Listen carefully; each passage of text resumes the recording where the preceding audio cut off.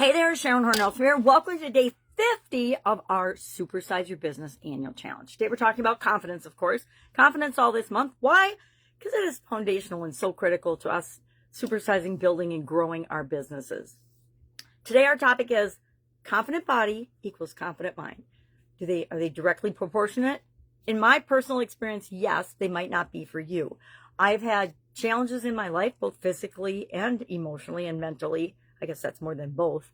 But I've learned that when something is going on that's affecting my mind, the fastest, easiest way to change that is to physically change my body. Thank you, Tony Robbins, in the it might be the late 70s or early 80s.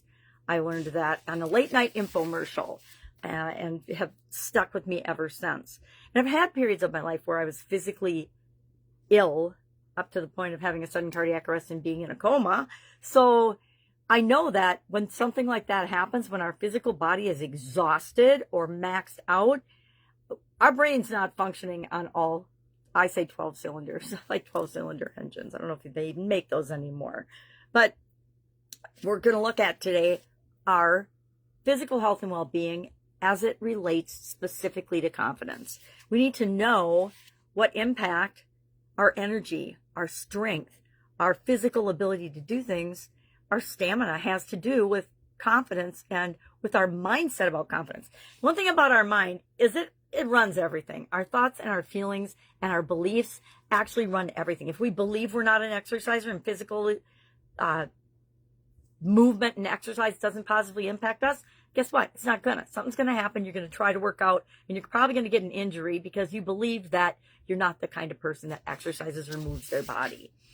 One of my biggest stress relievers in corporate America was if something dramatic was going on or something ridiculous that I didn't have to listen to and participate in that instant, my fastest, easiest way to change that was to walk around the facility, not outside usually. I live in the Midwest, so it's usually cold a lot of the year or raining. And so I would walk around the actual physical facility, and that would get my mind back on track and off of what was going, so that when I came back to deal with the situation, I always dealt with it in a much more effective way and a much calmer way than if I just immediately responded. Physical challenges prove to us that we can do hard things. I don't know about you, and I think that's why so many leaders and so many high performance people actually run marathons and do things like that. Now I have an internal cardiac device, and even before that, I only ran for a couple of years. I wasn't a big runner, maybe because I'm so short and I have little short legs, so it feels like it's twice as far to get anywhere. But and I never saw myself really as a runner. I used to be a runner a couple of years, but then I was like, yeah, this is not the way I want to start my day. I decided that wasn't going to be part of my morning routine. Strength training, that scientifically have proven that it changes our neurochemistry. It releases different hormones and confidence hormones into our body. And I think that's another reason high performance people tend to be people that move their bodies, exercise. They do some form of physical activity in addition to working, right? Even if they don't have a family or other relationships, they're going to make sure. And this is how I was when I first got out of college. My first job, I worked and I went to the health club. And then I did some other things on the weekends. But for the most part, worked, went to the gym, home, dinner, bed, repeat. Because I knew that if I was going to have the energy and the stamina I needed for the job that I had taken on, which was emotionally challenging on many days and many levels, I would have to take care of myself physically, sleep, nutritious food, physical movement and activity. And I've learned the older I get, I have arthritis, and I've had arthritis since my 20s, that the only way to combat the pain of that is to move. It seems counterintuitive, but if you start moving, it hurts a little bit more for a while, and then you get that breaking point.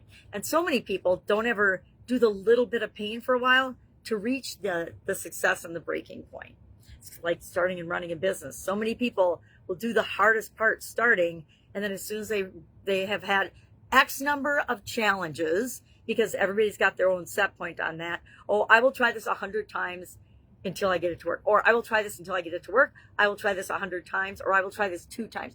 But God forbid, some people have it. I'm only going to try this once, and if it doesn't work out the first time, I'm not going to do it.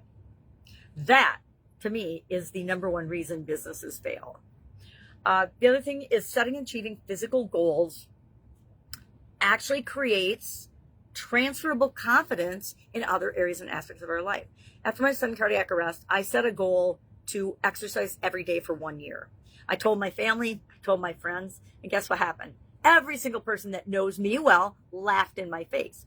Why? Because I'd been running through my life, raising my family, and not actually taking time for myself and exercise for probably a decade at that point. And so they were all right to laugh at me, but that just gave me more fuel and more energy to actually do that thing. Turns out I did that for 8 years in a row and didn't miss a beat. Even if it was 11 o'clock at night, if I hadn't exercised yet, I would jump on my exercise bike, and from 11 to 12, I would bike.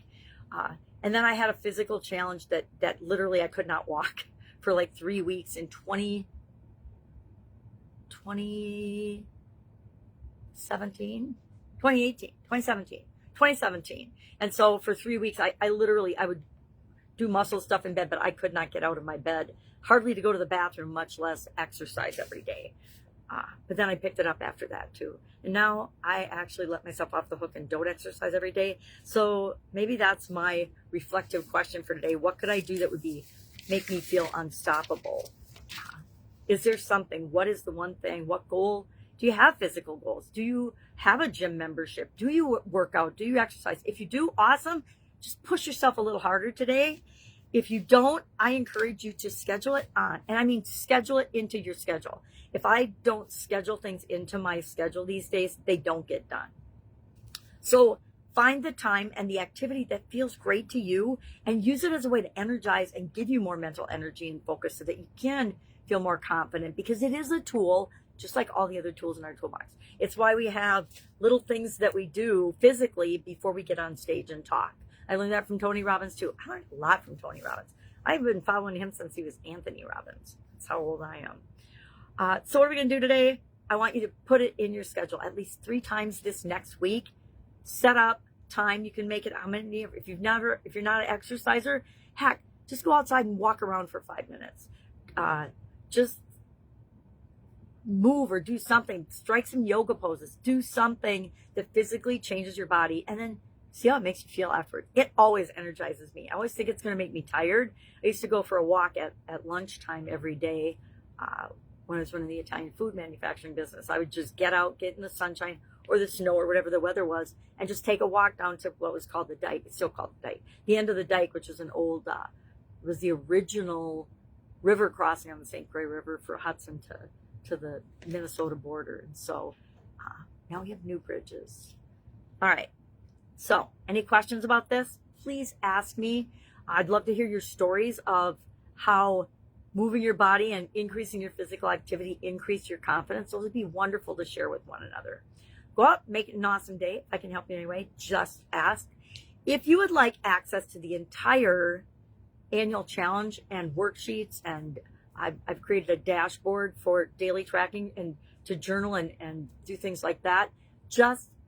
I hate to do this because it's killing my reach, but put school, and you can spell school any way you want. I'd say spell it C-S-C, the regular way instead of school platform. And I will send you an invitation and you can join us there. And that's where I'm storing and doing this year's annual challenge. First time ever, really exciting. All right, have a great day, and I'll of course be with you tomorrow. Bye.